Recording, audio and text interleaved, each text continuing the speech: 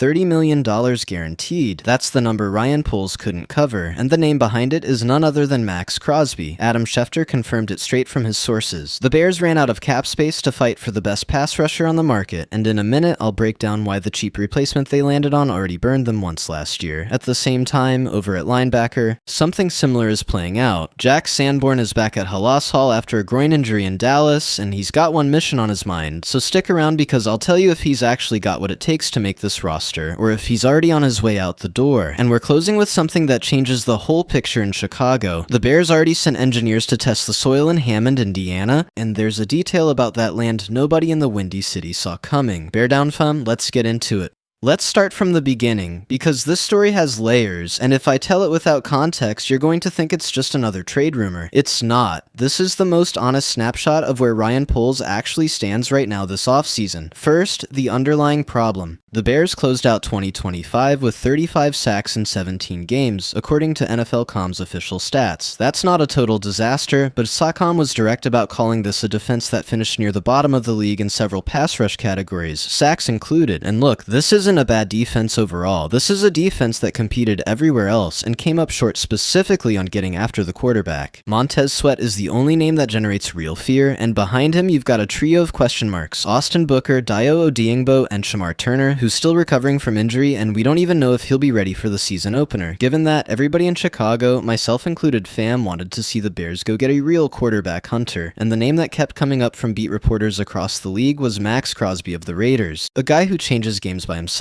But here's the reality check, straight from the mouth of the most credible reporter in the entire NFL. Adam Schefter reported plain and simple that the Bears don't have the financial resources to make a big swing for Crosby. Let me be honest about what that means in real dollars, because the number is what makes this one sting. Crosby has $30 million guaranteed in this single year of his contract. $30 million guaranteed in 1 year. That's not a salary, that's a luxury home mortgage paid in cash every single season just to keep one player on the roster. And the Bears, who are still finishing up the offensive line rebuild, who just gave Joe Thuney a massive extension, who need to preserve cap space for what's coming with Caleb Williams in a couple years, simply don't have that room. I could be wrong, but I think this is exactly the kind of statement Poles would never make publicly, and Schefter had to bring it into the light because fans needed to understand why the big name never showed up. And here's the part I find most interesting in this whole conversation. The moment word got out that Crosby was outside Chicago's financial reach, Bleacher Report analyst Mo Moton threw out a low-cost alternative, almost like an instant answer to the problem. The proposal: the Bears send the Kansas City Chiefs a late 4th-round pick in 2027, and in exchange they get defensive end Felix Anudike-Uzomah. Okay fam, now let's actually talk about the player seriously. Anudike-Uzomah was a first-round pick for the Chiefs. He's on a rookie deal, 4 years worth roughly $12 million total, with 2 years still left on it. In cap terms, that's a massive difference compared to Crosby's $30 million guaranteed. It's literally the financially perfect option if what you're looking for is spending almost nothing while still adding a body with first-round upside. But, and this is a big but, Anudike-Uzomah's 2025 season didn't exist. Kansas City placed him on injured reserve in August with a hamstring injury, and he didn't play a single snap all year. His full career production line reads like this: 41 tackles, 8 for loss, 3 sacks, and 19 pressures. That's his entire career. The one season where he showed something real was 2024, when he played 31% of the defensive snaps and picked up 2.5 sacks. Honestly, that's a small sample size, and before that, in his rookie year, he had half a sack while playing 21% of the snaps. Now here's my rid, and I want to be direct about it. Yes, he's fast. He ran a 4.7 340-yard dash before the draft, which is a serious number for a defensive end. That kind of explosion off the line is exactly what Chicago's current rotation is missing, but speed without consistent production is just potential, and the Bears already tried this exact bet last year. And this is what worries me, bro. This already burned me once. Last year, the Bears made basically the same move with Joe Tryon-Shoyinka, a young player with high athletic upside, brought in cheap hoping the chips would fall the right way, and it didn't work at all. Tryon-Shoyinka wasn't even a factor on that defense. So when I see this Anudike-Uzomah proposal, my honest first reaction is, this already burned me once, and I don't want to see it happen again. Mike Moraitis of Sports Illustrated wrote about this same proposal, and I agree with almost his entire read. He says Anudike-Uzomah would in practice be just as big a question mark as the trio Chicago already has behind Sweat, Booker, Odeyingbo, and Turner. And with only a 5-game sample as the real reference point for his current level, any projection on him is educated speculation at best. So does that mean the Bears shouldn't make the trade? Look, if you ask me directly, here's where I land. I wouldn't say no to a move like this because the cost of a late 2027 4th-round pick is basically nothing. The risk is low, and the ceiling, uncertain as it is, does exist. But I'm also not going to pretend this solves Chicago's pass rush problem. It doesn't. It's a depth patch, not a solution. What actually worries me, and this is a direct criticism of the front office, is the total lack of aggression at this position across the entire offseason. The Bears identified pass rush as their #1 need after the draft, according to multiple league analysts, and they did absolutely nothing about it through free agency or the draft. Nothing. And now, heading into training camp, the only real reinforcement conversation at that position is a speculative fourth-round trade for a guy who didn't play a single down last year. Think about this honestly. If Booker doesn't take the leap in year 3, which plenty of analysts, myself included, still believe he can, and if Odeyingbo keeps failing to justify the $48 million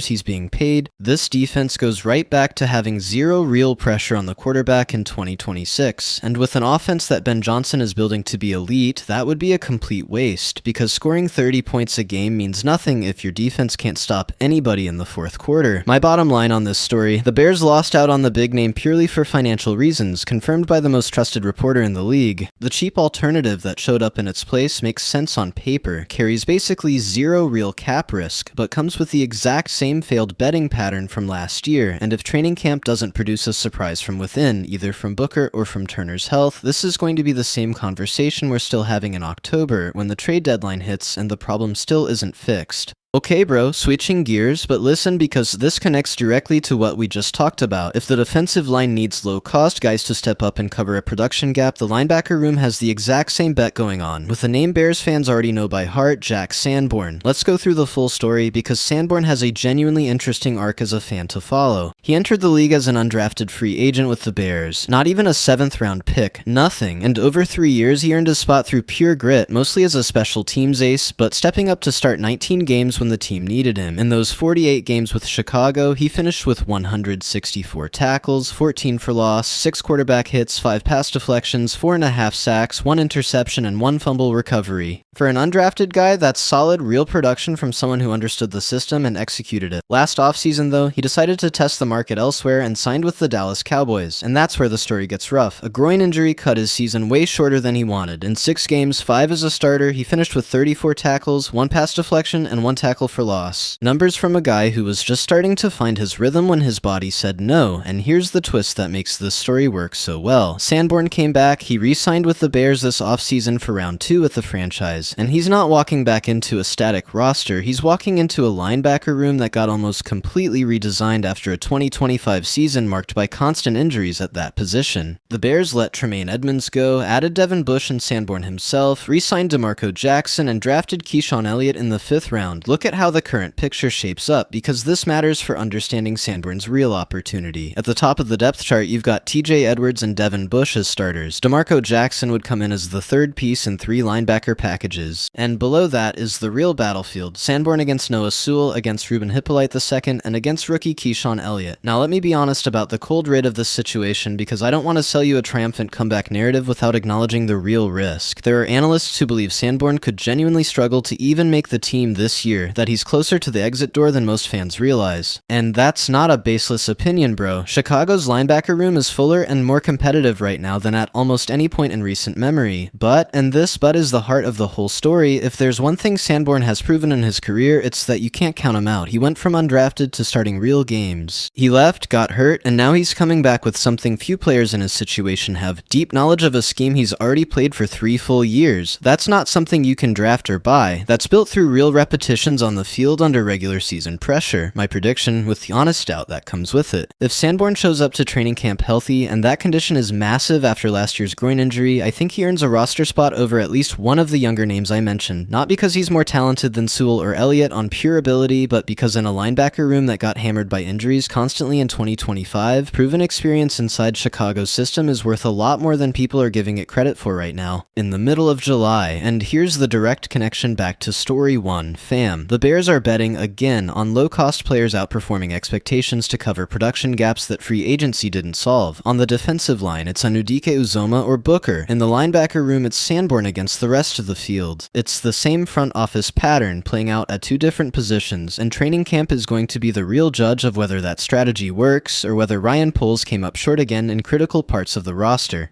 And to close things out, let's talk about something a lot of people still treat as speculation when it actually stopped being speculation weeks ago. Yeah, the Chicago Bears are not considering Indiana. The Bears already have engineers on the ground in Hammond physically testing the soil. That's not a rumor, that's a franchise in motion. Let's go through the full context because this story has been cooking for years and you need to understand it in layers. It all started back in 2021 when the Bears bought the old Arlington Park racetrack property in the suburb of Arlington Heights for close to $200 million. The vision was always the same, a $5 billion domed stadium with an entertainment district around it close to Halas Hall, their training facility. The problem, like we've covered in past episodes, was always fiscal certainty. Without a law guaranteeing exactly what they'd owe in property taxes over the next 4 decades, no bank was going to lend them the money needed to privately finance most of the project. Illinois had literally its last real shot at fixing this in early June. The state Senate passed a bill at 3:39 in the morning that would have let municipalities with more than 70,000 residents create their own stadium financing authorities, wiping out the Bears' property tax bill in one move. But the Illinois House adjourned before sunrise without ever voting on it. No vote. They went into summer recess and won't be back in session until fall. Governor J.B. Pritzker later said his principles stayed intact, that he wasn't willing to hand billions of taxpayer dollars to a billionaire-owned family. That's his position, and I respect it, but it's also honest to say that position carries a real cost for the city he represents. And here's the detail that changes everything, the one that turns the story from rumor into concrete reality. Just days after the House adjourned without a vote, the Bears Board of Directors met and formally voted to advance stadium development in Hammond, Indiana. This isn't a leverage play to pressure Illinois. It's a board decision, documented, officially communicated by the team itself. Hammond Mayor Tom McDermott didn't hold back reacting to it. He said flat out that Illinois isn't going to get it done, that they haven't gotten it done in years, and they're not going to get it done now. And honestly, looking at 5 straight years of legislative failure in Springfield, it's really hard to say he's wrong. Arlington Heights, for its part, put out a statement from its mayor, Jim Tenaglia, acknowledging the disappointment but focusing on continuing to serve local residents. And there are local voices like Ernie Rose from the group Touchdown Arlington insisting it's still not too late, that the Bears don't have a single shovel in the ground yet or no final site locked in at Hammond, and that last part is exactly what happened just 2 weeks ago, and it's why I titled this story the way I did. The Bears began testing soil at a new plot called Wolf Lake Terminal, west of Interstate 90, near the original site they'd been evaluating by Wolf Lake. The team confirmed it in a statement saying, to paraphrase the general idea, that they already have an excellent option on the table, but continue assessing additional parcels in the Wolf Lake region to make sure they land on the best possible location for the stadium and mixed-use district. Now here's the part that genuinely worries me, and I don't think it's getting discussed with the seriousness it deserves. The Hammond site, based on the area's historical record, has a past of heavy industrialization and contamination. We're talking about a region with a history of hazardous waste, with some reports even mentioning an industrial slag heap near the property. That's not a small detail for a $5 billion project. Environmental remediation on contaminated land can send costs spiraling in unpredictable ways, and that's exactly the kind of risk any bank, any insurer, is going to want fully resolved before committing large-scale financing. On the Illinois side, there are still some last-minute attempts. Republican lawmakers like State Representatives Dan Ugast and Martin McLaughlin filed separate proposals before the session ended, aiming to keep the Bears in Arlington Heights with tax protections for local taxpayers. McLaughlin's plan talked about a $2.5 billion investment from the Bears, with $1.3 billion in stateside infrastructure, projecting a $5 to $6 billion return for the region. Sounds good on paper. But, and I keep saying this because it's been the story of the last 5 full years, none of those proposals get real movement until the House comes back into session in the fall, and by then if Hammond's current pace continues, we could be looking at a site already chosen and contracts already moving. My personal take on all of this, with the honest doubt that comes with being a fan, I think Hammond is in practice already the option with real momentum. Not because of wishful thinking, but because of physical evidence on the ground. A board doesn't vote to advance a project and then send engineers to test soil if it's still just playing a negotiating game. You do that when you've already made the call and you're executing the plan B, or what actually turned out to be the real plan A all along. For fans, here's what matters now. If Hammond gets confirmed, we don't lose the lake, we don't lose 91 years of history, and we're still less than 30 minutes from the loop in normal traffic. But we do lose something symbolic, the Illinois zip code, and that's a wound Chicago politics caused to itself, session after session, while Indiana simply waited with the checkbook open.